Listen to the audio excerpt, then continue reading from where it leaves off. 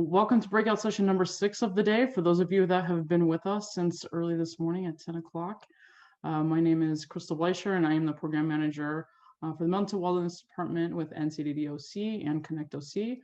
Thank you again for joining us in this session today. So this session, we have the National Alliance on Mental Illness Orange County, otherwise known as NAMI OC. They're going to be leading us through how to make your own mental health podcast. So with more on that, I'm going to turn it over to Austin Messick so we can jump right into it. Great. Thanks, Crystal. So very happy to be here with all of you folks. Again, my name is Austin Messick. I am a development and events coordinator with NAMI OC. I coordinate the Media Masterclass, one of our brand new programs for teens and young adults, as well as our It's Okay to Feel podcast. And I have a couple people from our program here. So first, I will introduce Noan Wells. Noan, if you could introduce yourself a little bit and let our people know a little bit about you. Sure. Hey, Austin. Good to see you, buddy. Good to see you, Noan. Yeah, my name is Noan Wells. I was hired by NAMI OC to lead the It's Okay to Feel podcast. I'm also, I have my podcast. It's NAMI Empathy. It's also a mental health podcast. And I am the founder of the Feely Human Collective, and I am also a doggo lover and very much a silly boy. So very grateful to be here.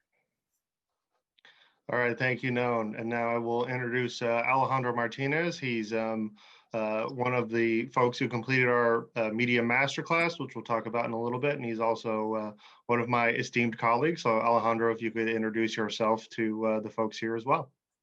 Yeah, of course. Hi, everyone. My name's Alejandro, but most people call me Alex, so either one is fine. I'm a student at a university in Irvine, and I want to become a therapist in the future, so I'm studying psychological sciences. And alongside that, I was interning with NAMI Orange County for a couple of months, thanks to the connection made from the school. And now I'm working with NAMI and got the opportunity to be a part of the Masterclass, which I'm excited to talk a little bit with you all about.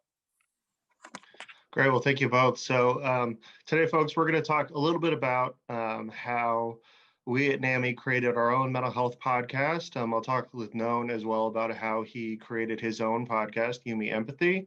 We'll talk a little bit about NAMI Orange County's Media Masterclass. Now, our Media Masterclass is a brand new program that we created for teens and young adults ages 16 to 24, where all of our participants can learn how to start their own podcast, how to use your social media platforms to promote positive messages about mental health, some vocal training as well for having a strong vocal presence both on your podcast or in things like YouTube or Instagram videos. So all those things come together. It's an entirely free course. It's about 4 different sections, and if any of you are interested in taking that course, we are still taking signups. So you can find that at namioc.org/media masterclass. I think Jerica may put that in the chat, and Jerica actually is here. She's from NAMI OC, and she's going to be helping us out in the chat. So Jerica, if you could introduce yourself to everyone just real quick. Hi, everyone. My name is Jerica White from NAMI Orange County. I'm the college program coordinator, and it's pretty awesome to be here. I think it's pretty great, having this virtual fair. It's awesome seeing everyone's faces. I hope that you guys enjoy, what we have to share today about the Media Masterclass. If you guys have any questions, feel free to drop it in the chat, and I'll go ahead and include any information that Austin, Noan, or Alejandro relays. Thank you. Great, thank you, Jerica. So this will be about a Q&A style, so I'll be asking questions for Noan and Alejandro. I'm the moderator, if you will. So I'm going to start with Noan.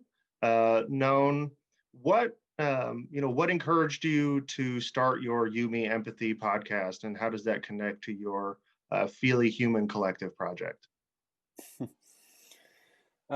So I created NAMI Empathy about 3 years ago now, and I was at a stage in my own mental health journey where was starting to, really come into my own, and I wanted to challenge myself. I wanted to create a safe space that I didn't have growing up, and knowing how important vulnerability and empathy is, or are rather, in our mental health, in our self-actualization, in our self-care. I wanted to give that, well, really, to myself and to others, and it's really taught me so much. It's an interview style show, so every Monday I chat and get deep with someone. I really try to stay as present as possible and really have a conversation.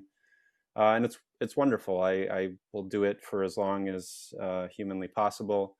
In regards to how it's related to the Feely Human Collective, I started that back in May, and really the goal of that is to,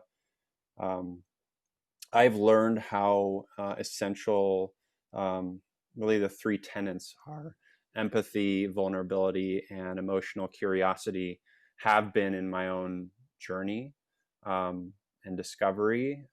And I Feely Human is about developing programs and education and workshops and community around collective growth in those areas.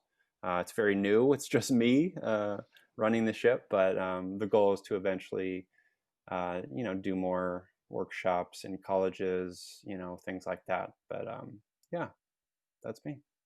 Fantastic. So, focusing on the podcast, why do you think it's important for you to, talk about mental health in the podcast medium? I think it's important to talk about mental health, period.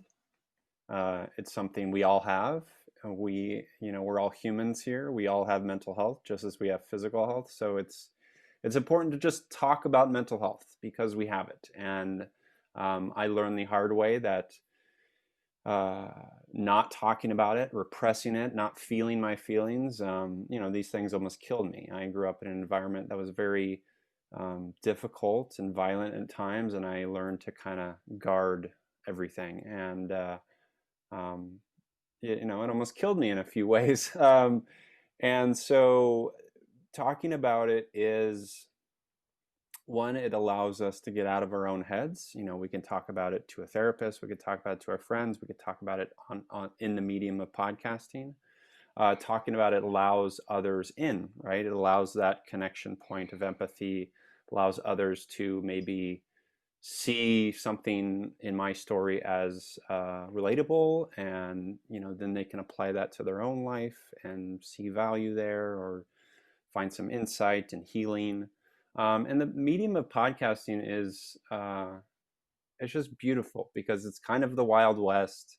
You can kind of make what you want of it. You can be as creative as you want, and it's lovely. And really, the barrier for entry is very small. Truly, I think if you have a voice, if you have a perspective, the uniqueness of your person is what makes it wonderful. So I love podcasting. It's just a wonderful space. So we have a question from one of the participants, and actually that was also the very next question on my little prepared questions here. That what steps did you take, right, to start a podcast? How did you do it? And then how did you work about getting your recorded podcast out into the world? So the very first podcast I did, legitimately, I've been podcasting for 8 years, but the very first one, after a couple of sort of play ones, was this podcast called Joy Sandwich. It's no longer with us, but I did it for 4 years with my partner, Jessica. And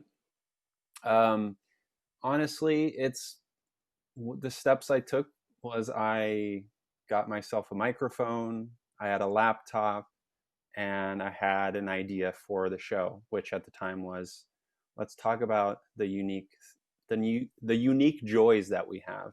In regards to Yumi Empathy, I knew I loved having deep feely, sensitive, uncomfortable conversations, those are the conversations I want to have all day, every day. I don't want to talk about sports or weather, like ever, ever, ever. Don't do that to me. So so the idea is there is like, I had a mic, I have my laptop, and I have the idea for what the show is. And the rest is just like, you kind of learn as you go. What's it like recording at home? Yeah, it's easy. I mean, I usually record either in this room or in our little room above the garage. Yeah, I mean, I tend to like try to like put some pillows around me or something like that, you know, but it's pretty easy. Fantastic. And, I think from, Patty, another thing that she asked is how do you get your podcast on a platform? And, I can answer that question a little bit, and you can build off of it as well if I missed something. But basically, we have a hosting platform. We use Buzzsprout. So when by we, I mean Nona and Jennifer, when Nona and Jennifer record their podcast, they edit it and then upload it to Buzzsprout, which is the hosting platform.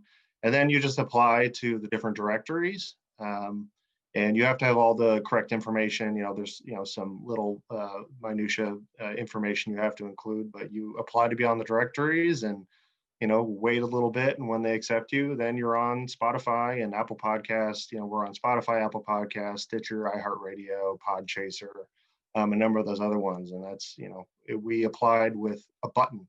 I think it was just apply to be on the thing. You click a button, it puts you on, and presto changeo, you're on it. Yeah, you're exactly right. I think if you're not in podcasting, it seems very daunting, but it's truly not. It's Apple Podcasts, all these like things that Austin just mentioned, they're all directories. That's what they are. So you have a podcast host, you upload your files, and then through that host is where you can spread it out to the directories. And the process is pretty simple and user-friendly. Great. So let's talk a little bit about the It's Okay to Feel podcast, our new podcast from NAMI Orange County. So Nona, if you could talk a little bit about what we're doing with It's Okay to Feel and what drew you to the project. Yeah. So I'll start the latter question. What drew me to the project? Amy and Austin reached out to me and Jennifer and, said we have this idea or we want to do a podcast. And they're like, we don't know what we're talking about. We don't know what we're doing. We're relying on you. I'm so grateful that they did that. And I'm sure Austin has learned a lot along the process, as have I. But, I cherish NAMI OC and I've cherished the experience. So Jennifer and I, it was kind of like up to us to kind of figure out, okay, what is this thing going to be? What is it going to look like? And I think we like came up with a concept and the name and the artwork and all that stuff, very, very quickly. Probably too quickly, but anyways, it was great. And the show is really, the intention is they're all interviews. Jennifer and I have a little chat about the topic before, and then each episode is like a really deep dive on a specific topic is what we want. Because we, with the idea being like the target audience being a little younger, late teens, early 20s, we wanted to like really hit the sort of the foundational like mental health topics like eating disorders or therapy or anxiety, just big topics like that. So 7 episodes at this point are out. I think we have episodes coming through January, and then we'll see where it goes. So we're doing something different, right? On It's Okay to Feel. You host your show as a solo show. Jennifer Lynn, who is our co-host, she hosts a solo show. So what's the difference for you between working on a solo show and working with a co-host and kind of as a part of a team like we work with It's Okay to Fail? I think that, yeah. Well, first of all, I'm not editing It's Okay to Feel, which feels great. When you're doing like the way I run Yumi Empathy, it's just me, and so, I'm having hour to 90-minute conversations every Monday. I put them out. It's a weekly show, like It's Okay to Feel, so it's similar in that way. But they're deeper conversations. They're more kind of like personal stories, whereas It's Okay to Feel is more kind of like let's get into a specific topic. I think was it like how they're different? Sorry, my wife just walked in, and so I was distracted. Yeah, it's just the difference between doing a show solo and doing it with a co-host on a team. I see. Yeah. It feels nice. Like it feels like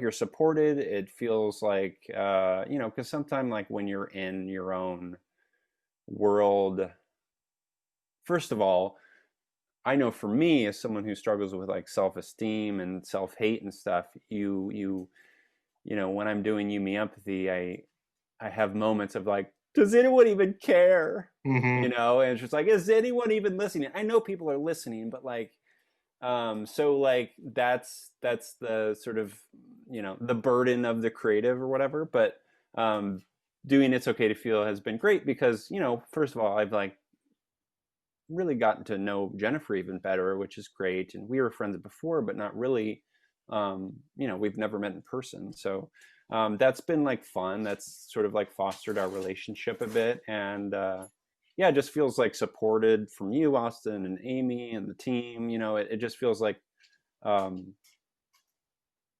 you can like be a little bit more at ease, I guess. Mm-hmm. Yeah, and I totally agree. I mean, for me, if I had to do this by myself, I would have no idea what I was doing. Right. I could figure out along the way, but with the shortened time frame that we have, I definitely am really grateful to what you and Jennifer have been doing because you've, gotten all of our ideas together. You've created up the schedule. You brought in the guests.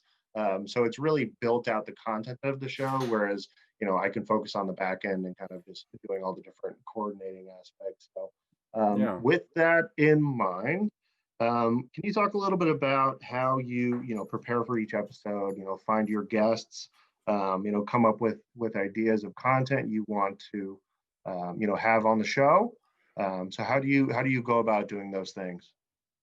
Well, I don't go into each, like, I don't necessarily like think of like beforehand, like, oh, I want this episode to be about eating disorders or whatever, or recovery or something. I really kind of mind the person, like their personal experiences. However, I do, I have been more thoughtful and intentional about sharing diverse stories, sharing, a wide range of experiences. And I do think it's important to, feature stories of folks who, maybe have mental illness that I don't have or hasn't been featured. Like, I think, thinking of that is important for me at this stage of, a podcast that's been going for 3 years and 150 plus episodes. Like, I want to make sure that, not every episode is the same, and not that like I've really run into that, but because every story is unique. But I do try to like think of, for instance, I was reached out. People reach out to me all the time to like be on the show. Usually not very well. That's like a talent in and of itself that I can speak to. But this woman from Mexico City, reached out to me, and her partner, she's a tarot and astrology teacher, and the other person is illustrator, and they've created this tarot deck for kids that helps them with emotional curiosity and empathy and stuff. And I was like, this is amazing and it's beautiful. And I, you know, and I've discussed tarot on the show before, but like not in this way. And so I was like, yes, that sounds amazing. And like, that seems like it would be useful for the audience. And I love to support, you know, small sort of projects like that, you know. And so I want to be interested, you know, I want to be, you know, curious about the guests, and, you know, I want to make sure that a wide range of backgrounds and stories and people are represented.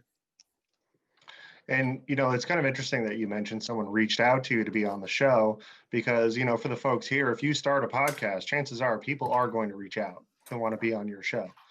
So Noan, how do you kind of juggle that? How do you deal with people who reach out, and kind of how do you determine who you want to have on the show? You know, you just have to use a little discernment. 9 times out of 10, it's you can kind of dismiss it because it's not very well written. You can tell it's like a copy and paste job. They're just like spreading their seed as far and wide as possible. And I don't like that. I want to see that someone really cares, and that they know me, and that they've listened to the show, and they care about it, and they've like done their homework, right? And in this case, in Juanita's case is her name, she did some homework, and she, you know, not that I need them to like, your podcast is amazing, I don't need them to do that, but it does need to be written well and not a paste job. So I suss it out, because, you know, the reality is, and I won't get into specifics, but the reality is, you know, when you put yourself out there on social media, on a podcast, and you're talking about mental health, vulnerable things, right? It's gonna attract sometimes some elements that are difficult to deal with, and it's gonna require you, as it has required me, to create boundaries, to figure out like, okay, what is my self-care okay in this? Is a weekly show, like, I'm always checking in with myself, is a weekly show okay? Should I continue this? Should I delete Facebook finally? You know, like these types of questions, like I need to like always be asking myself. So what I say that because it's something that's been on my mind lately, thinking about, you know, putting yourself out there is it's important, you know, like you do it because you want to heal, you want to allow others to heal. You don't do it for sympathy, right? Like vulnerability is this tool of connection, but it also, we're dealing in mental illness here. Like I have mental illness. Some of you may have a mental illness.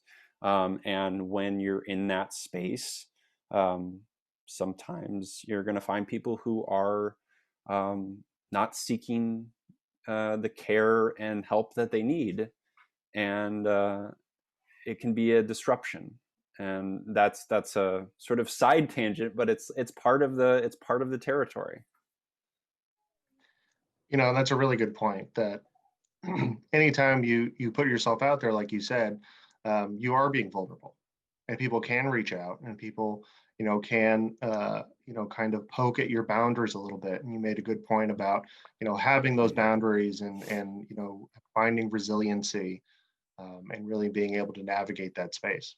Mm-hmm. So I thank you for addressing that. Now we have a couple participant questions. So one is from Brittany G, asking, has COVID affected your work with guests, or were you able to record separately beforehand? It hasn't impacted things really, because I've always recorded virtually. I've maybe done a handful of maybe half a dozen, maybe 10 in-person recordings over 150 episodes. So the norm is that I record virtually, and we're all on screens all day long, 24/7. So it hasn't really impacted things. I will say that it has I have thinking of I have a long sort of dream guest list, and I have been as someone who's been doing it for a while, just bold and at this time just hey, maybe they have time now, reaching out to people.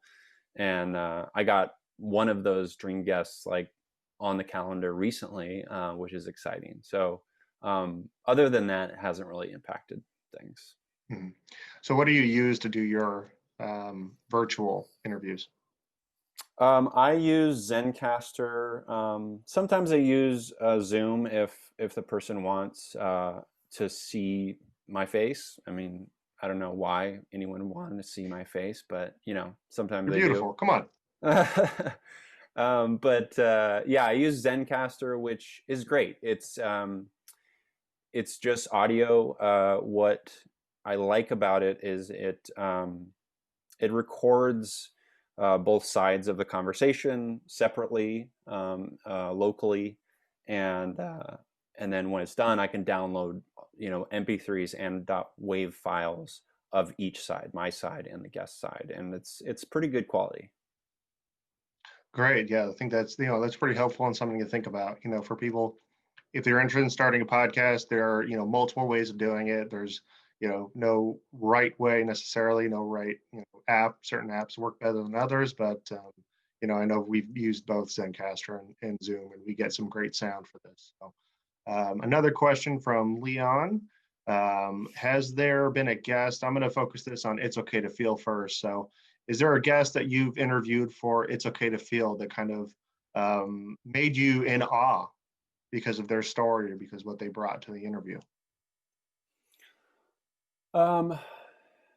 Yeah, I mean, all of them are so wonderful. I mean, I would say, which will be our episode 12, I think, the last episode before our sort of button up episode with Ray Sinarigi. Ray is a transgender artist, and they are, I mean, their story is beautiful, and Ray is an amazing artist. They shared rather this experience with Netflix, where they had to paint a portrait of someone famous over the course of, I think, 30 minutes or something. It was phenomenal. But Ray's story is beautiful, and just very inspired by his I keep screwing that up.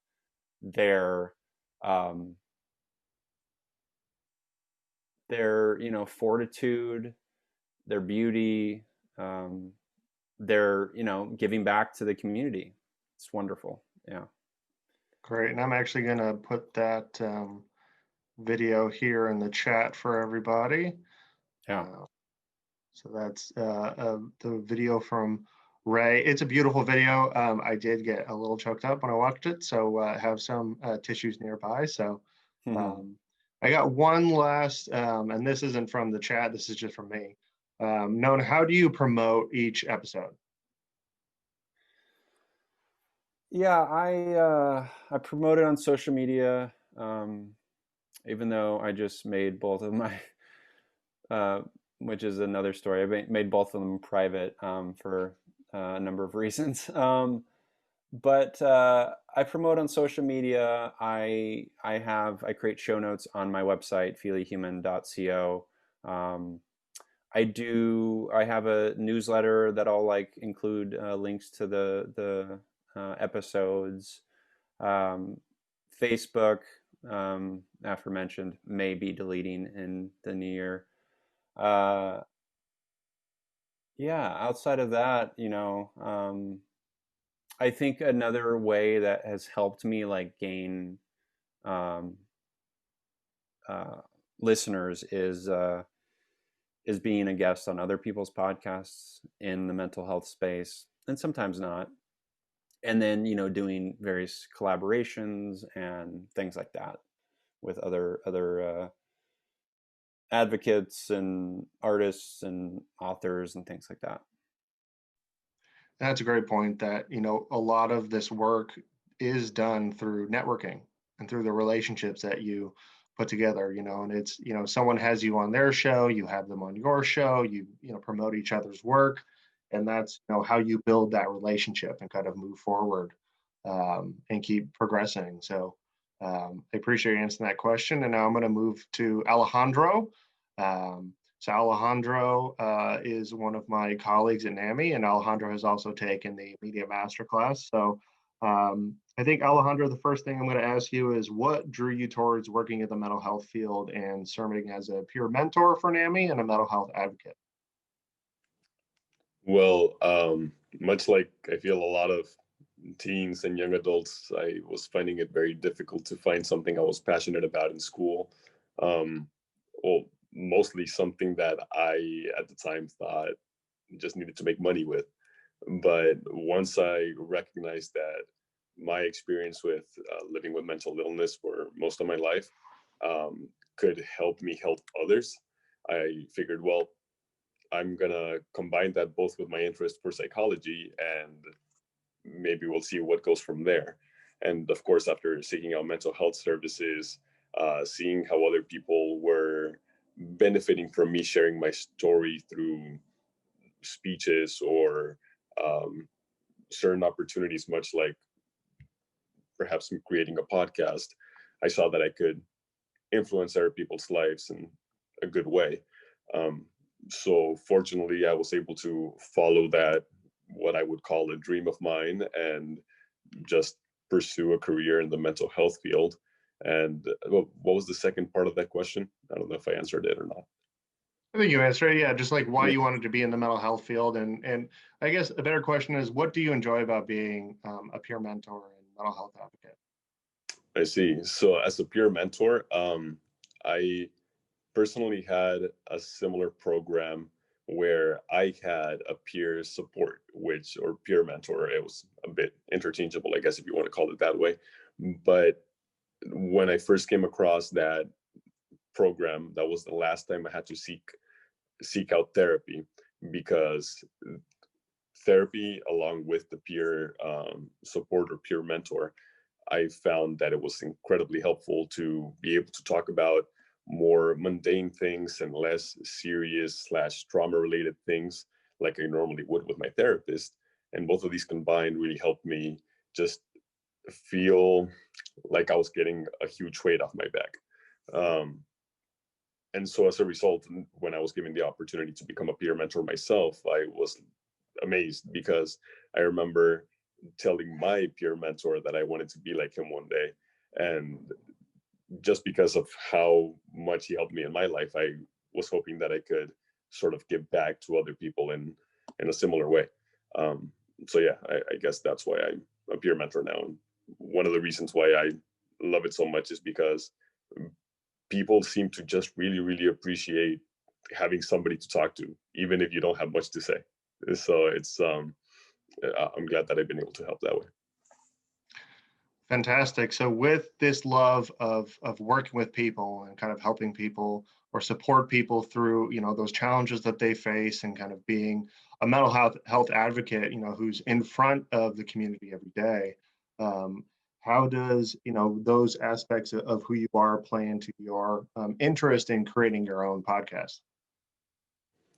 Well, I feel like there's a lot of podcasts that cover a lot of the things that I have gone through personally. And listening to them really helped me feel like I wasn't alone, as common as that sounds, because that's a very common theme within the mental health field, not feeling alone. But for me, that's really how it helped me. I always saw, especially one podcast called Latinx Therapy, that is just talking about mental health professionals and with mental health professionals about the stigma within the Latino community.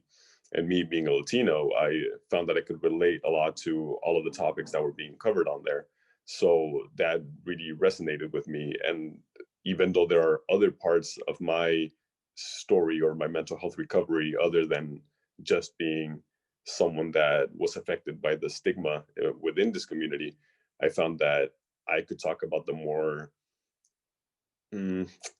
unique things to my story, just because everybody's story is pretty unique. And there's always going to be new opportunities or new topics to talk about through a podcast. I don't think there's ever going to be like enough podcasts to cover every single topic in the world or any little specific experience. So that's one of the motivators for me to want to create a podcast in the near future. Great. And in your episode that you recorded for us, so this is going to be kind of a two-part question. So you took the Media Masterclass, and the first half of that is creating a podcast. So what did you get most out of those two podcast videos? I'm sorry, two podcast videos? What are the things you took away from the podcast portion of our Media Masterclass that might help you develop your own podcast and the episode that you created for us? Right.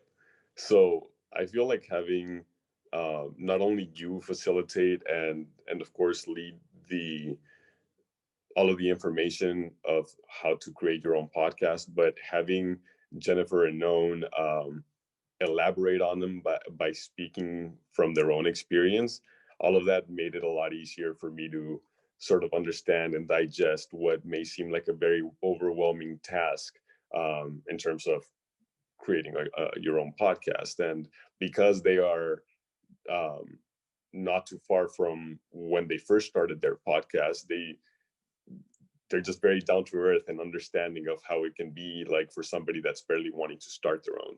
So I feel like that was very inviting. It didn't make it feel like I was jumping into something very stressful. If anything, I was excited to try any of the tips and tricks and all of this knowledge that you guys were sharing with us.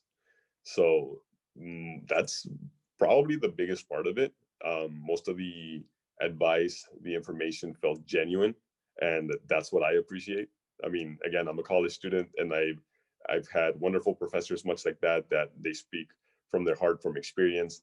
And then there's other professors that will read off the PowerPoint slides. And that's not what this is, that's why I really enjoyed it. Yeah, and thank you. So my next question is, what did you take from the class that helped you create your own episode? I learned a lot, especially because I'm more used to using the platform of like public speaking, speeches, et cetera, to share my story. And while I've always been fascinated by podcasts, I had this completely different idea of how it was going to be once I actually recorded my own episode. And sure enough, it was very different once I got to try it out. But I felt like I would have been incredibly unprepared had I gone in blind. But the fact that I started it after learning the things that the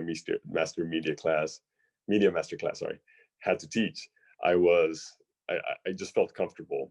Even though I may sound a little bit nervous on the episode, like I felt a lot more comfortable coming to the studio and recording it.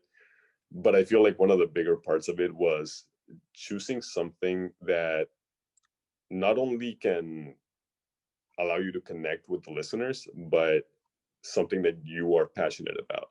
In other words, you don't just want to drag people in with something that you believe is going to interest them, but if you're truly passionate about what you're talking about, if you have experience in it, or if you want to learn about it by interviewing somebody, all of that gave me the opportunity to see all of these other chances I had or other topics that I could cover through a podcast episode.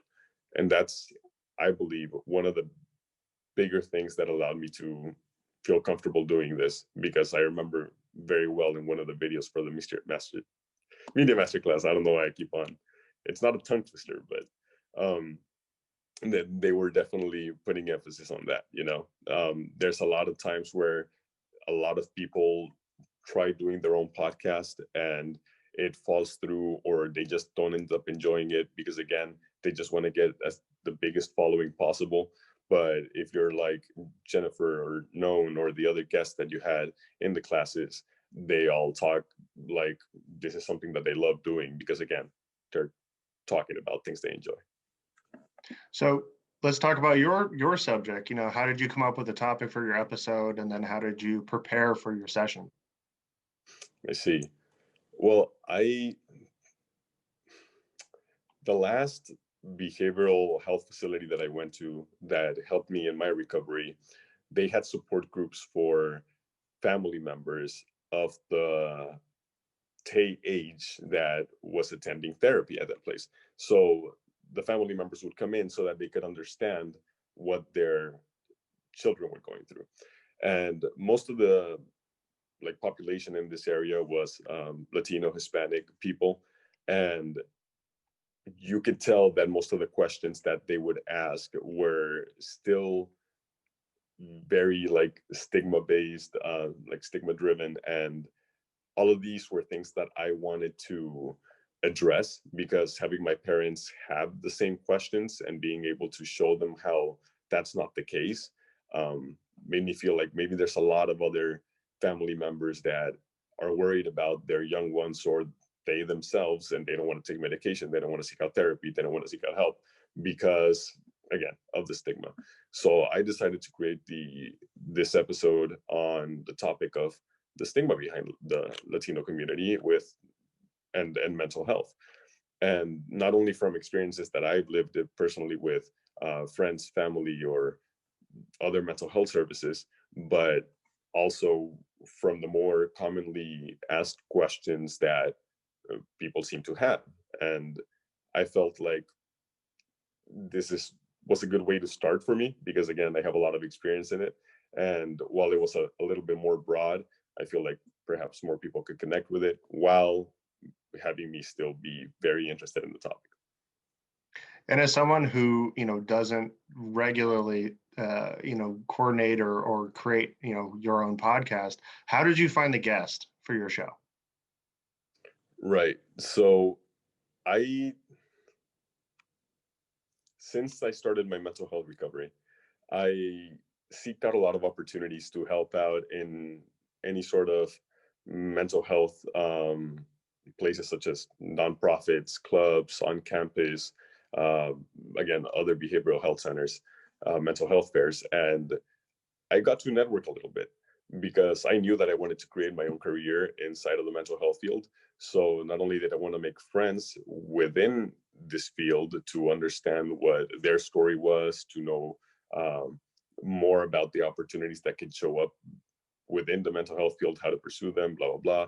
I came across some very specific people, and I say specific because I hold them near and dear to my heart. After everything that they've shared with me, I feel like their voice and their story is something that needs to be shared. And that's why I've always thought that anytime that I have a podcast in the future or have such an opportunity like this one, I will want to create a podcast based on just interviewing other people, because not everybody has the opportunity to share that story. And if you give them a platform to do it, I feel like not only can they help heal themselves a little bit, like Known said, but the listeners as well. So most of at least this guest that I came across is one of the people that leads support groups for those Latinx families, leads or creates events and mental health fairs. And, it's not hard to come across her in the Riverside University health system just because of how active she is with mental health advocacy. Fantastic. So you put this episode together, you came up with the idea, you came up with your script, you found a guest, you scheduled everything, you did a lot of work just to get this one episode down. I think it was, for me as the coordinator, it was incredibly impressive to see you bring all this together. And then we get you into the studio. Right. So it's a bit of a different format. Known does his in the comfort of his home. I think Jennifer does as well. What was it like for you to go record in a studio? It felt like something I never thought I was going to do. Mhm. Years ago, once again, I couldn't see too far into my future just because of my mental health challenges.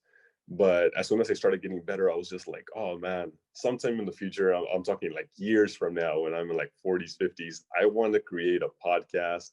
I want to give speeches and, do all of these professional things to help other people. And here I am, only like a couple of years afterwards, given this opportunity to do this. So it felt a little bit unreal.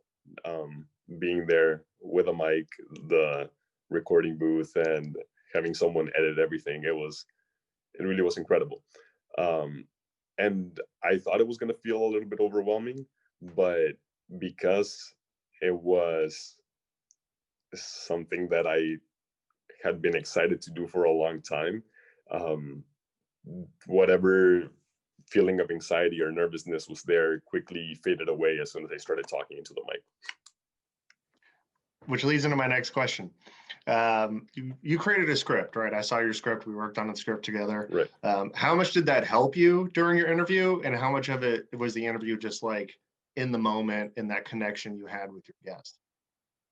Now, I'm actually going to go back a little bit there to the media masterclass, just because there was a lot of, or not a lot, but there were some times within the masterclass that I remember very well. You all said it's better to, yes, keep a script with like the main points, the things that you want to cover, but not write it word for word, because you want to sound natural. You don't want to sound like a robot. You want to make sure that you can build off of what your guest is saying, because sometimes you'll find some interesting things that they have to share. And this is the part where I recognize that it takes a lot of skill to be this podcast host, just because while I did have that layout like I showed you, I had some main points, the things I wanted to cover, and fortunately I was able to do that. But I still feel like I could have hit a better sweet spot in both the amount of questions I had like already written out and the liberty I should take with my guest, because I found myself sometimes stuttering, being a little bit nervous, but I found that it was a good opportunity to talk a little bit more about what she had brought up that I didn't know she was going to be talking about. So once you're in the episode and you're talking, I recognize, like, you know what, this is something that I feel listeners would like to listen to, as opposed to the next question that I had written down, So. Right, and that's a great point about following the interest, right, and kind of following the flow of the conversation. That script is really there as, a guide, right, or a handrail if you need to, grab onto it, or just something that you can kind of ground yourself with. I'm happy to have my little questions here for the two of you today, but if we get a little bit of a conversational thing going too, I think it feels probably a little bit more freeing, right? It's a little bit more relaxed, which here's a different question, I think, that just made me think of it. Alejandro, have you heard your recording yet and kind of listened to yourself in the interview? Yes, I did, and I What was tried that not like? to be. So hold up, I try not to be too hard on myself, right? And I feel like I did a bit of a good job on there, especially after the reminders that I was given in the media masterclass. They were just like, you have to get used to hearing your own voice in a recording. You have to understand that's like, yeah, that's how your voice sounds, and you're gonna be hearing it again and again. And so as soon as I heard the recording, like, and press play, I was just like, oh no, oh gosh. But then after a couple of minutes, I'm just like, okay, all right, it's not too bad. So yeah, I mean, it's more of like a personal thing, but once you got like the whole editing done, which was done amazingly by the person that edited the entire podcast, it just sounds rather professional, I'd like to think. You sounded great. Remember when I opened up that audio file, I was like, is it my birthday? Because he sounds amazing. That was really impressive. So, no, and I'm going to kick this over to you actually for a second too. What was it like for you when you first had to start listening to your recordings, and how did you get comfortable with that? Yeah, I mean, I think Alejandro has experienced something that we all do, right? Like it's at a certain point, especially podcasters, we have to listen to what we sound like, and we're our harshest critics, right? That's like what we do to ourselves. And I think it's a good, like, I mean, the reality is, if you're running your own show, you're going to listen to your own voice because you're going to, I do, because I go through it and I edit, right? And I think it's a good reminder to just be easier on yourself and be kinder to yourself, and know that your voice is your voice. What you say and how you sound is lovely and beautiful and needed. That's what I say. I love it. Yeah. And it's that, kind of self-acceptance and Yeah. generosity towards yourself that, especially when you start a podcast, it will take some time to get comfortable. I mean, I remember when, we did I did a little spot on the very first episode, kind of explain the whole process. And when I heard my own voice, I was just, it cringed. It was horrifying. But you and Jennifer were very gracious and reassuring that it sounded okay, and that it was fine. So I think that's something that as you said, you kind of just get comfortable with over time. Yep. Doing those kinds of things. So let's see, Alejandro, do you intend to start your own podcast, and if so, what are you going to focus on? Ooh, interesting. Um, the reason I say interesting is because I've yet to zero in on the exact topic I want to talk about. I have a couple of topics that I feel I would cover throughout the span of whatever the lifetime is of my podcast in the future would be. But more specifically, I would talk about my specific upbringing and how I know that other people went through a similar upbringing. I wouldn't want to go too much into detail right now, but I know that it would be focused more on a bit of a smaller population, but definitely a population that needs that kind of support. So I wouldn't expect my podcast to like blow up or anything, but I'd be happy to just have a couple people listen to it if it's able to help them. And as for when I would like to start it, I recognize that through the master media class, the media masterclass, God, um, I I recognize how much work it takes, and it's not that it's difficult per se, because if you like it, then it'll be a breeze, and it seems like it would be something that I would definitely enjoy. But on more personal matters, I would like to become a therapist first, build up some experience off of that, and perhaps I'll be able to bring even more content in to my future podcast episodes.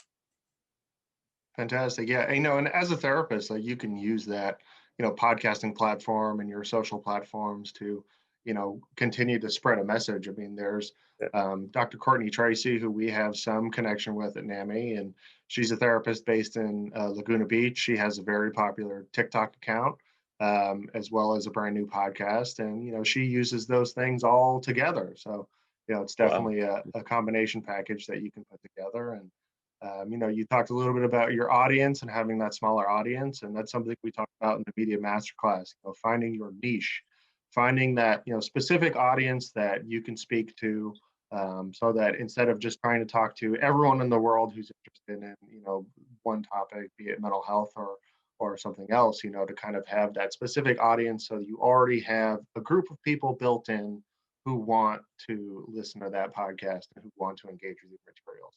So, we're kind of all bringing it back. And known as an experienced podcaster, what is something that you know now that you wish you knew when you started?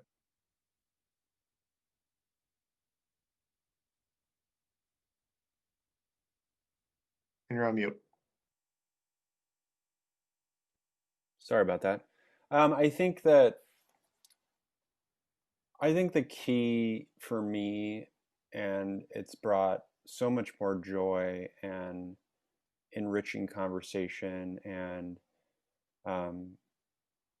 moments of just like me crying and guests crying, and like I love that, like, is presence. Truly, like when I first started, there was, I think, a nervousness, and understandably so, right? um and I would rely on, notes, and I would rely on like just overly taking notes, and nowadays, I'm at a point where I have a few bullet points, but I really just try to listen. And if I'm going to run a podcast that's called You Me Empathy, um, empathy is about listening. It's about actively listening, and so I think it's a tool that I think, whether you're a podcaster or not, like it's important to look at and practice. And so I'm just like grateful that I can do that and continue practicing it and working on it. And sometimes I struggle at it and sometimes it's easier, but yeah, just like being present, staying in tune and in touch with what the person's saying, it's wonderful. It feels good. Well, thank you, Nona. Thank you, Alejandro, Alex, for both of you for being here.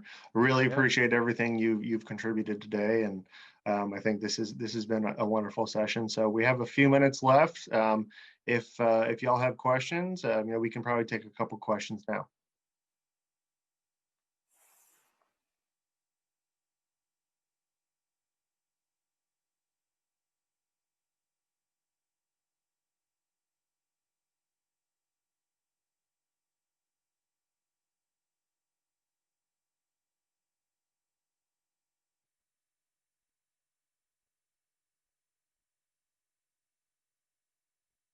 We have 5 minutes, so we can wait. Anybody? Anybody? Bueller?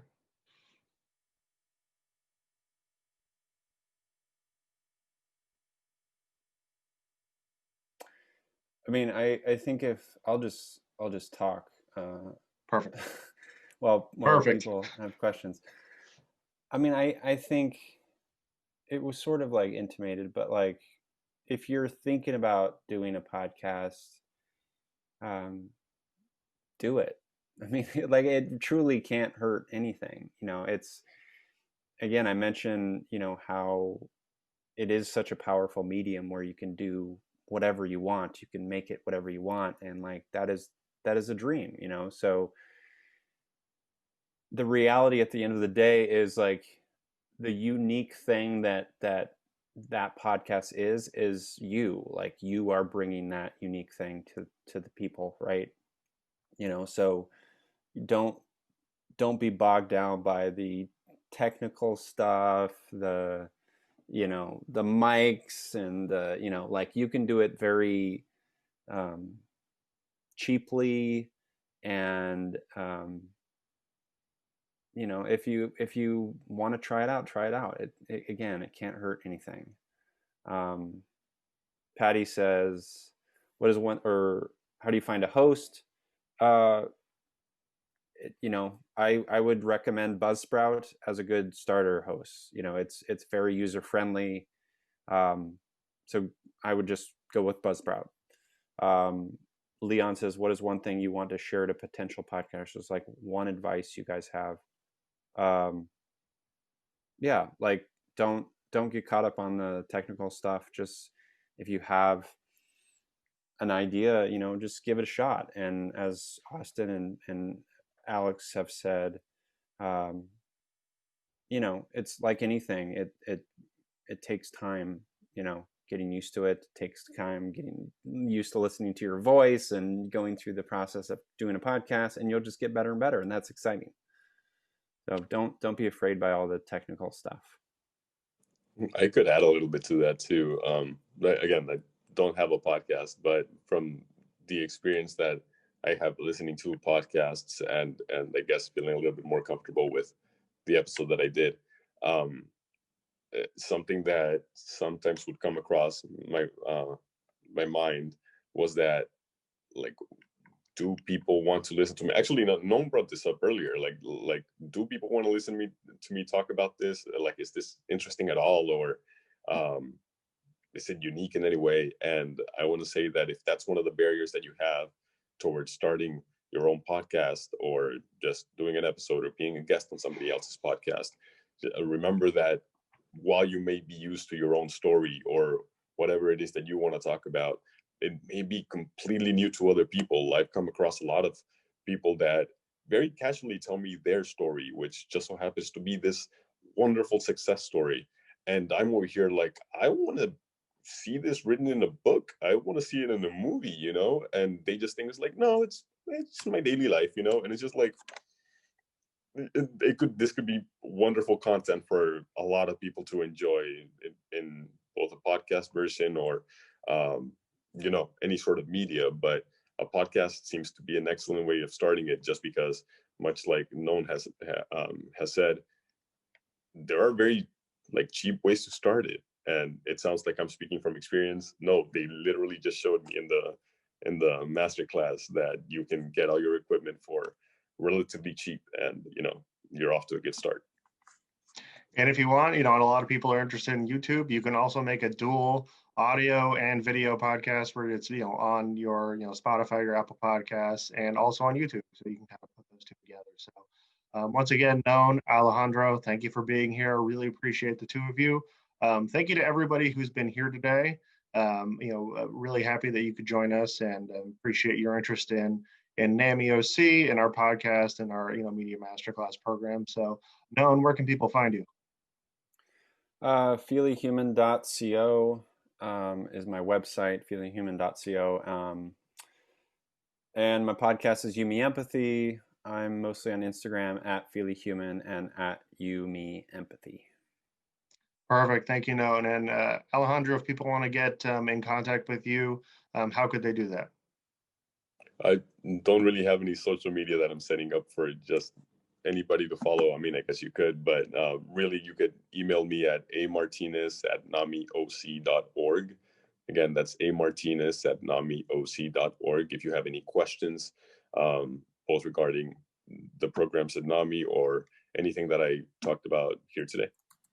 Perfect. And if any of you want to get in contact with me about the Media Masterclass, or, you know, anything development and events going on at NAMI, you can reach out to me at amessick@namioc.org. That's the letter A in my last name, Messick, MESSICK, @namioc.org. Perfect. I just want to say thank you all for being here and being a part of this conference as well. That was extremely informative, and a topic that I don't think has been, you know, covered a whole lot. So I know everybody that was in the room definitely learned something today from you guys. So appreciate you guys participating and being a part of this. All right. Thanks, Crystal. And for those of you that are still